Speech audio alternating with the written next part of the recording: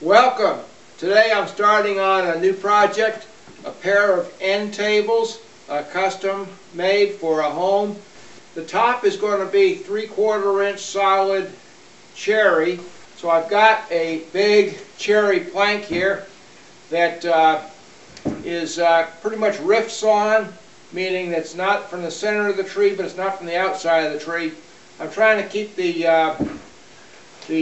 annual rings as perpendicular to the surface as I can to limit the amount of movement in this wood, since it is a wide top, 12 inches wide.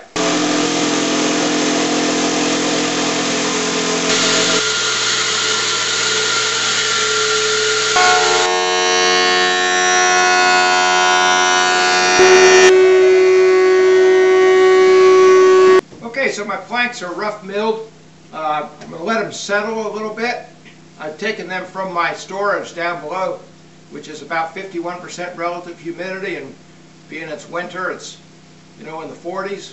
Up here into the shop, it's heated, a little lower relative humidity, so let's let it settle out. I've milled them a little bit proud. They're about 1 7/8. I'm trying to get down to 1 3/4. So we'll just let this settle for a little bit and see how it does. I was able to get blanks for the legs, plus a few extra, out of the same plank that I used for the top. So that's really nice, because that means the wood will be a nice match. So I'm going to go ahead and plane them down, get them to the shape.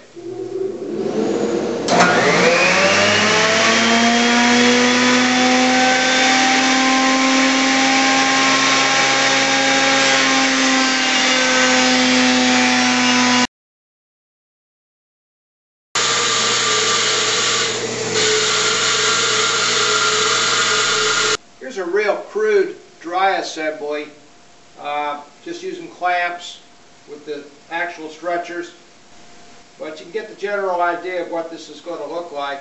I'll be using dominoes to assemble this. It's a lightweight table, doesn't need full mortise and tenons. Dominoes will be just fine, and so it's looking pretty good. I've made up all the stretchers. Drop some. And now I want to do the domino mortises to hold this together. Now the dominoes come in a number of sizes. Everything from the little ones, which are 5 millimeters by 30 millimeters, that's the thickness times the width, all the way up to 10 millimeters by 50 millimeters. And today they even make bigger dominoes, but my machine, the biggest it'll do is the 10 by 50, which is about 1 inch by 3/8 inch by 2 inches long, so it's pretty substantial.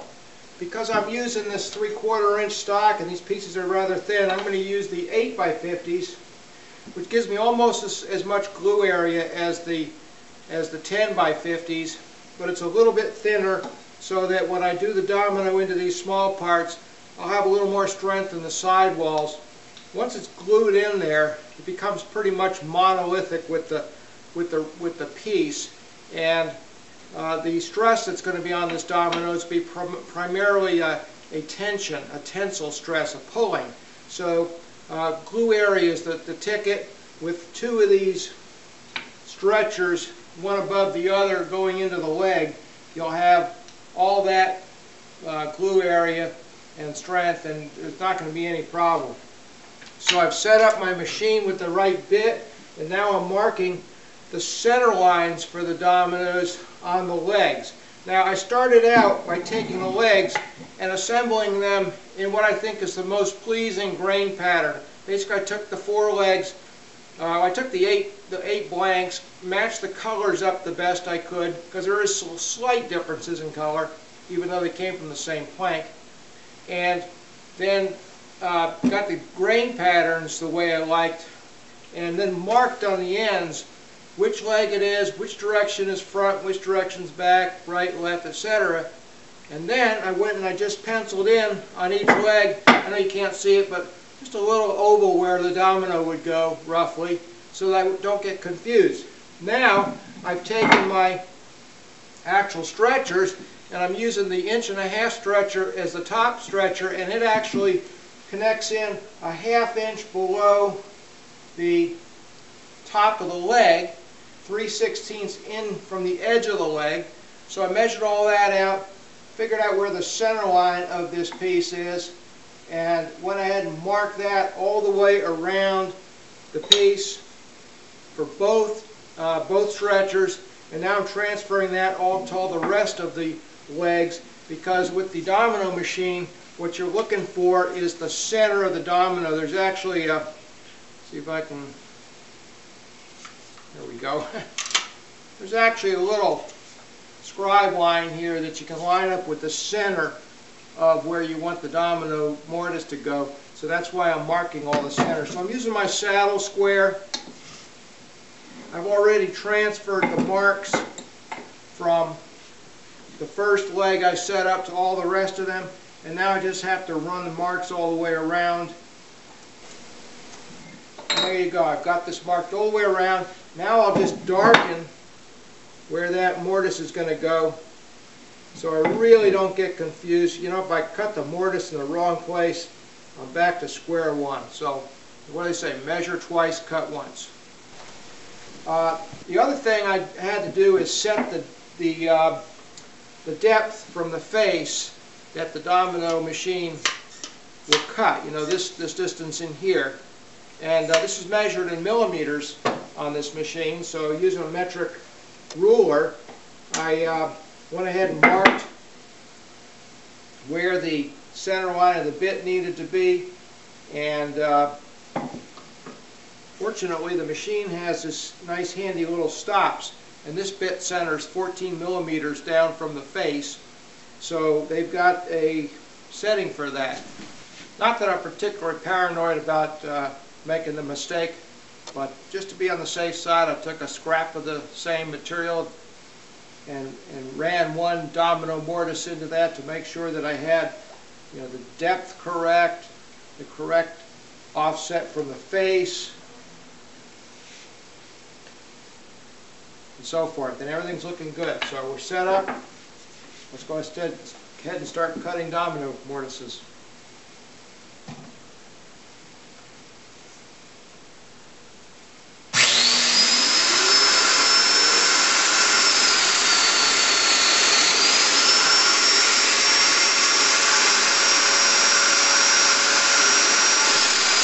My domino machine came with a few attachments for the fence, and this one is really useful for this application. I've got these short little stretchers that I have to mortise into the end, and so this attachment attaches to the folding fence, and it can be adjusted so it just fits the piece of work.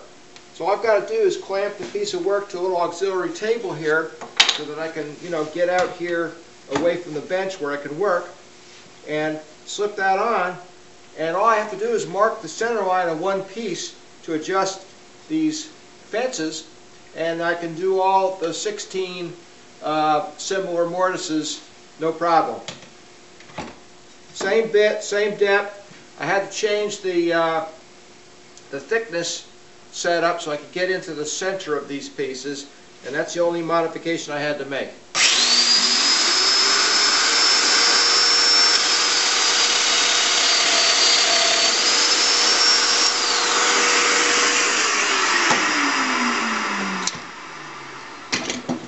So there we are. We've got the mortise right where we want it. This 3/8 inch hole for a dowel in the long stretcher will help connect the cross rails that ultimately connect the top to the stretcher assembly.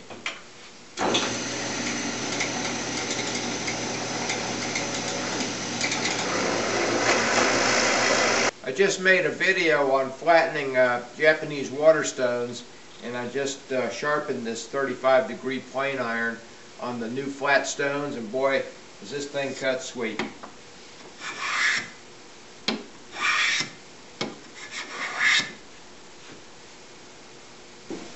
Now I'm going to cut the 2-inch square pockets for the maple inserts. These are 2 by 2. So I've set the ShopBot up to do that. I'm using a 1/4-inch bit, so when I'm all done, I'm going to have to clean out that corner of each of the squares with a chisel. But I'll get a nice flat bottom, and I can get this down. I've got these squares actually 5/1000ths oversized, so when I cut the insert pieces of maple to fit, there'll be just the slightest clearance so that they'll fit in there.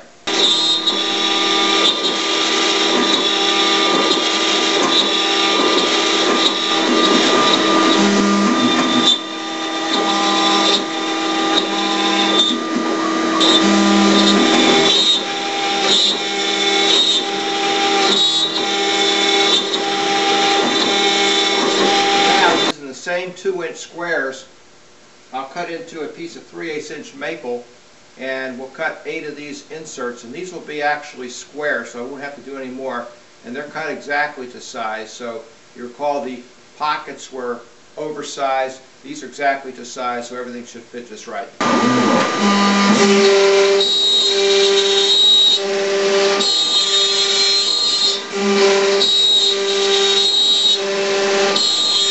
I've got all the pockets cut, and I've cut the squares. I did a little trimming with a block plane. I've already set one in place. What I do is I put some glue in, get it around the sides and so forth. I don't glue the block. I don't want it to change shape at all. And then I go ahead and use a dead blow mallet and a drift and bring it on home. I use a drift to give me a nice even pressure across the whole piece so that I don't crack it. We'll glue in there and then use a brush.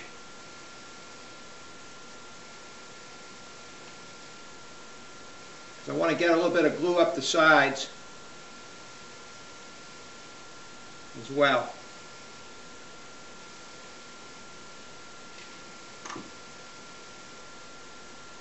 I also slightly relieve the bottom edge with a file just to make it so it would fit in here pretty easy. Now I'll use a big fat block to get it started.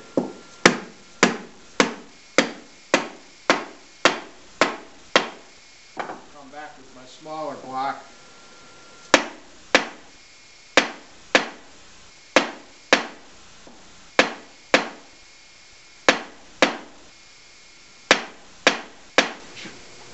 Now my client desires a matte finish on the table, and so I thought through the various options.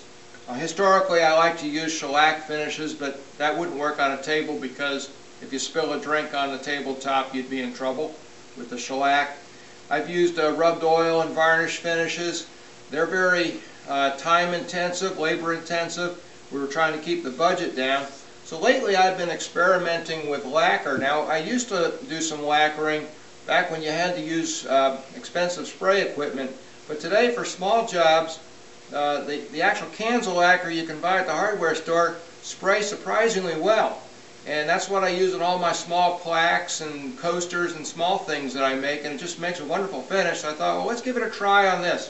So I've used some satin lacquer, and I put 3 coats. Here's the leg. I put 3 coats on. What I'll do is I'll sand to P400, and then I'll go ahead and spray a nice even coat all around and on the ends, and then I'll let that cure. And of course lacquer dries by evaporation, so it's very, very fast. You know, a half hour later you've got a dry, dry piece. And then I'll hit it with after that first coat, I'll hit it with the P600 again to get off the little nibs. And I'll go for 3 coats. And on the final coat, I'll take off the little nibs. You know, you always get a little bit of dust, no matter what, when you're spraying in a workshop. But it's easy to take off. Just hit it with a little P600 lightly. That's all you're trying to do. Get off those little dust nibs and maybe the occasional little bubble that will form. Although I'm pretty sure this is all dust. And then after the 600, I'll come on with some gray, which is the fine synthetic steel wool.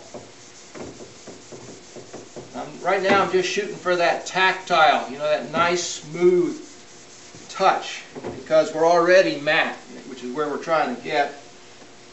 So go ahead and hit that, and then I'm just going to finish it up with some of the very extra fine, the 4-aught style synthetic steel wool, the white pads. Give it a good little rub down here. And now I have a piece that looks matte and it just feels wonderful. I know, here, feel it. Okay, feels great. Try to make sure that I get glue on all the surfaces. I'm using a little construction pencil which just fits just nicely into this. Just to smush the glue around and get it everywhere. Don't want too much glue though, because you'll squeeze out something I'll have to remove later.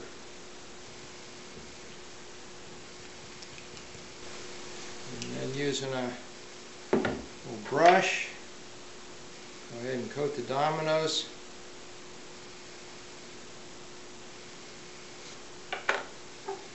And then tap them home.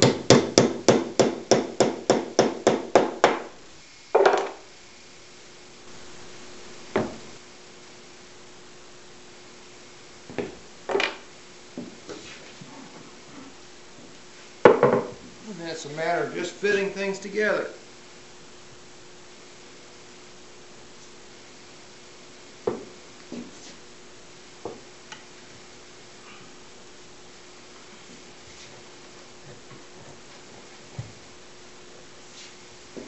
Okay, now the gluing stage.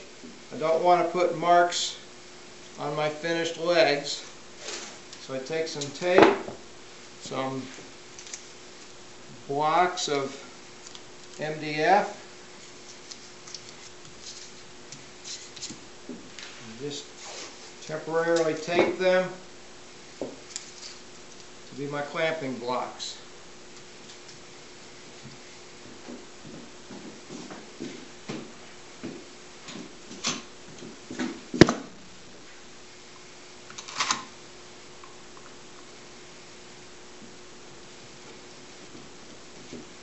Bring that on home. Do the same thing over here.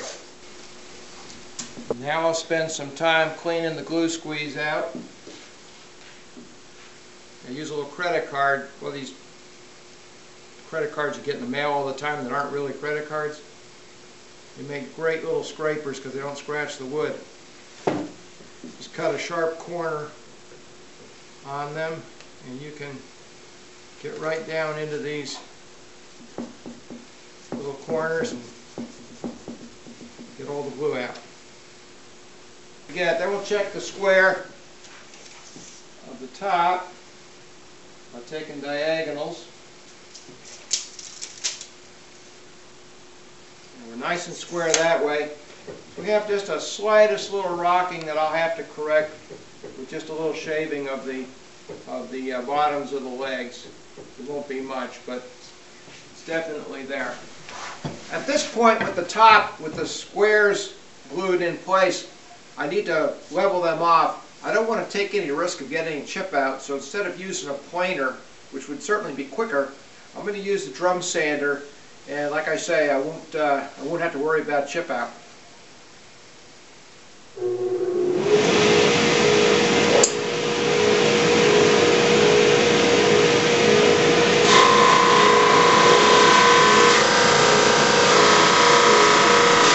That gets them down nice and smooth, and then I can do some more sanding and I'll be ready to cut these to size and so forth. Well, the drum sander got me down to 150 grit, so I'm going to now use oscillating sander here to bring it down even further. I'll start with 150 just to get rid of those straight scratch lines you get with the drum sander, and I'll work on up. I think I've got going up to 320 on here. You notice I'm putting on these anti-vibration gloves. I think that's pretty important to have something to help shield you from the vibration of these machines. And I've had these for years. They last a long time. They have a nice soft pad here that picks up a lot of that vibration, cancels it out.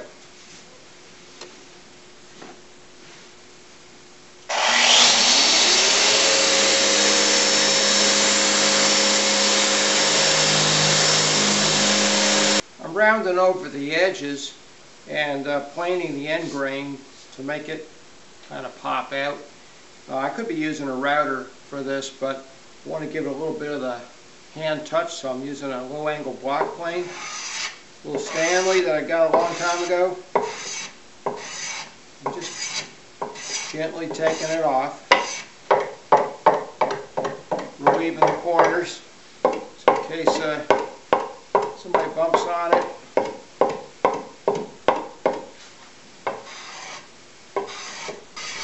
This little low angle block plane, the bed angle for the iron is something like 12.5 degrees, and the iron itself is ground to about 25 degrees, so your total angle of attack's, 37 or so degrees, which gives the plane a tendency to slice off end grain. Now on face grain, you really don't want such a low angle because you have more of a chance to wedge the plane under the grain and have it try to tear out if your breaker, your throat opening is not tight enough. But for end grain, you're kind of slicing it like a knife. And so you want a really sharp angle attack.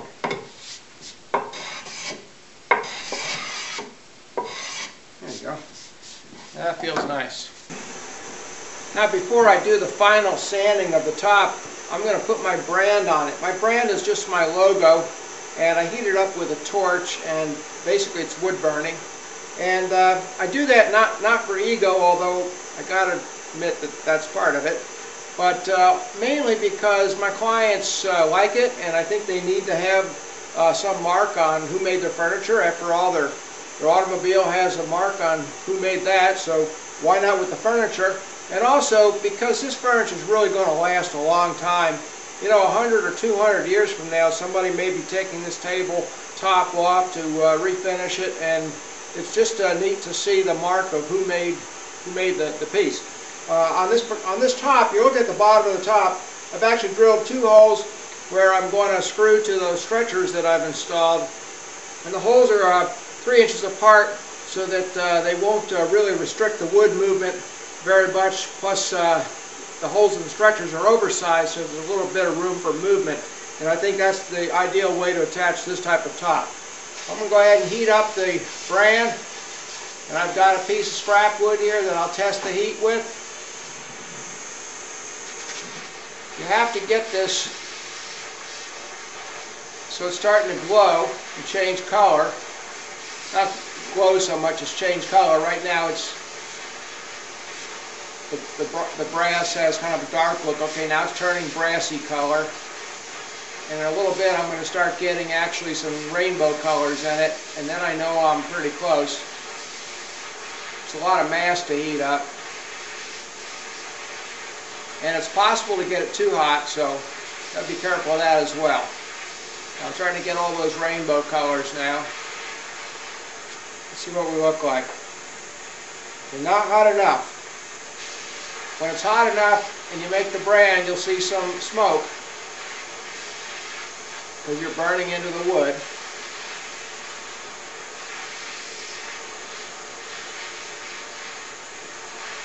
And I've marked the center of these planks, of these tops, so that I know where the brand should go. Okay, you see that? It's got a little smoke. That's a little too hot. Let it cool down just a little bit. Okay, I've also marked what top and the bottom is. There we go. One heating of the brand will be enough to brand, like 12 pieces of wood if you're doing something that's repetitive, because this holds a lot of heat. Okay, and then what I do is I let it cool by clamping it into the vise.